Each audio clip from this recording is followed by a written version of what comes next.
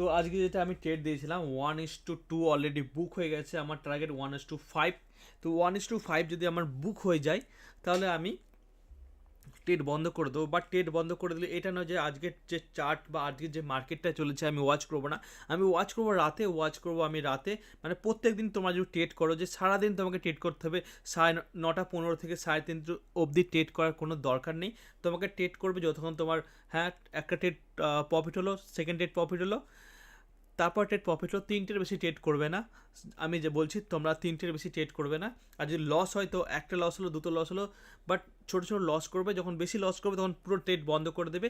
তারপরে তুমি ওয়াচ করবে যে কেন লস হচ্ছে, তারপরে বন্ধ করে দেবে ট্রেড। কেন, তারপর সেই দিনে আর ট্রেড করার কোনো দরকার নেই।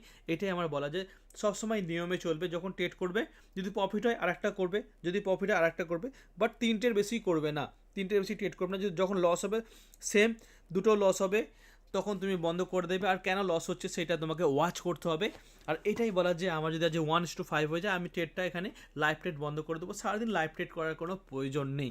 বাট আমাকে কি করব, আমি এখন সারাদিন ওয়াচ করবো না, অন্য কাজও আছে, একটু লাইভও এনজয় করতে হবে। তো এটাই বলা তোমাদের, যখন ট্রেড করবে তখন মনোযোগ দিয়ে ট্রেড করবে। আর যখন ক্লোজ করে দেবে, বাট ক্লোজ করে দেবে ঠিক আছে, বাট ডে শেষ, রাতে ঘুমানোর আগে তোমরা চার্টটা অবশ্যই ওয়াচ করবে। তাহলে তোমরা এরকম 1 মাস করতে থাকো, যে যতক্ষণ ট্রেড করছো ততক্ষণ স্ক্রিনের সামনে বসলে, তারপরে বন্ধ করে দাও।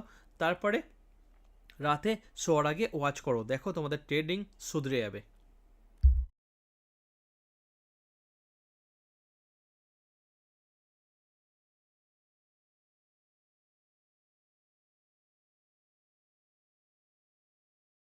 অলরেডি 1:2